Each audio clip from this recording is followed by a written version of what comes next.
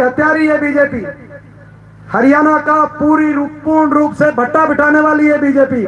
बैठा दिया भट्टा या कसर बाकी रह रही है? बिठा दिया, और क्या कसर रह रही?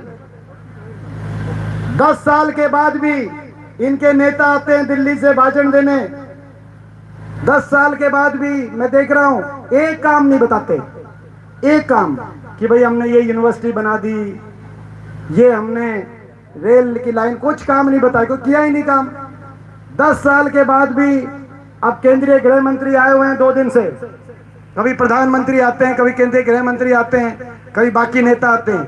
केंद्रीय गृह मंत्री का मैं देख रहा हूं, कश्मीर आधा घंटा भाषण दिया, 20 मिनट कश्मीर पे बोले। कश्मीर में भी इलेक्शन चल रहा है। अब वो मैं समझता हूं वही भाषण यहाँ, क्योंकि हरियाणा में कुछ बोलने के लिए नहीं है। बोलने के लिए कुछ होता तो अपने मुख्यमंत्री को नहीं बदलते। 10 साल मुख्यमंत्री रखा, जिस सेनापति के हवाले फौज छोड़ी, जिस सेनापति की को हरियाणा की कमांड, अपने फौज की कमांड 10 साल तक दे के रखी, जब युद्ध का बिगुल बजा और युद्ध के दिन का सूरज निकला, घोड़े से उस सेनापति को कहा कि तू उतर जा, दूसरे को बिठाएंगे।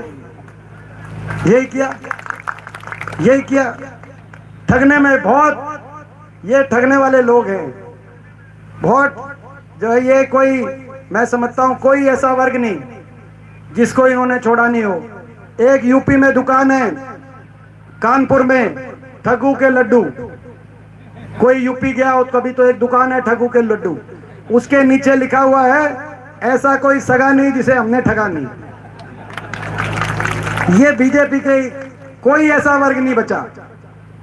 बाबा साहब के संविधान की हत्या करने वाली ये सरकार, गरीब आदमी की सारी स्कीम्स को खत्म करने वाली ये सरकार, हर आदमी को पोर्टल आईडियो में, पोर्टलों में एक के बाद एक पोर्टल, पहचान पत्र आईडी में उलझाने वाली ये सरकार। मैं पूछना चाहता हूं, आप बड़े बड़े नेता इनके गुजरात से आ रहे हैं हरियाणा में प्रचार करने के लिए, मैं उनसे पूछना चाहता हूं कम से कम ये तो बता दो कि गुजरात में जब पोर्टल और आईडी आज तक आपने लागू नहीं करी तो हरियाणा में क्यों करी?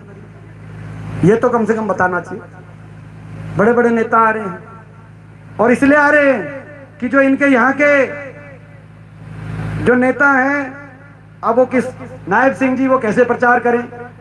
लोकसभा चुनाव में उनके बूथ से बीजेपी हार गई, उनके गांव से बीजेपी हार गई, उनकी असेंबली से बीजेपी हार गई, उनके लोकसभा से बीजेपी हार गई, और उनकी धर्मपत्नी जब चुनाव में लड़ी थी अभी पीछे जिला परिषद के चुनाव में, तो वो भी 5वें नंबर पे आई। तो वो क्या प्रचार करे? वो तो अपने बूथ और गांव में जाके। तो आप समझ सकते हैं हरियाणा को कितना इन्होंने भाई बीजेपी ने जैसे ही इलेक्शन आया अपना मुख्यमंत्री बदल दिया, अपना उप मुख्यमंत्री बदल दिया, सारी कैबिनेट बदल दी, अपने प्रदेश अध्यक्ष को बदल दिया, चुनाव की तारीख बदल दी, लेकिन अपने घमंड को, अहंकार को नहीं बदला। इसीलिए जो हरियाणा की जनता है ये अब सरकार ही बदलने का काम करेगी, बीजेपी क्या बदलेगी। हरियाणा के कोने कोने से एक ही आवाज आ रही है, आप पूरे हरियाणा में चले जाओ, हरियाणा के कोने कोने से एक ही आवाज आ रही है, बीजेपी की सरकार जा रही है और हुड्डा साहब के नेतृत्व में कांग्रेस पार्टी की सरकार आ रही। कांग्रेस की सरकार बनेगी, और कांग्रेस की सरकार बनते ही हर वर्ग को साथ लेके कांग्रेस आगे चलेगी। बीजेपी ने एक और काम किया, इन्होंने 10 साल कोई काम तो नहीं किया, केवल बेरोजगारी नशे में हरियाणा नंबर 1 बना दिया, हर वर्ग का अपमान किया, लेकिन एक काम किया, भाई को भाई से भी उलझा दिया।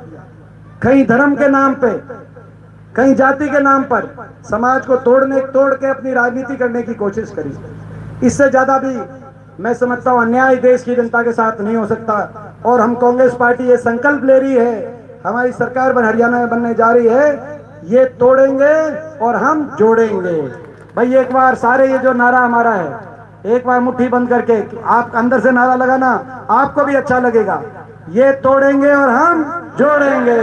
ये देखो, जोड़ने की ताकत बड़ी ताकत है, प्यार की, भाईचारे की ताकत बड़ी ताकत है। आप बीजेपी वालों से कहलवाओ कि हम जोड़ेंगे, तो ये कहलवा दो बीजेपी वालों से, मान जाएंगे। तो आपको पता है कितना नुकसान किया इन्होंने।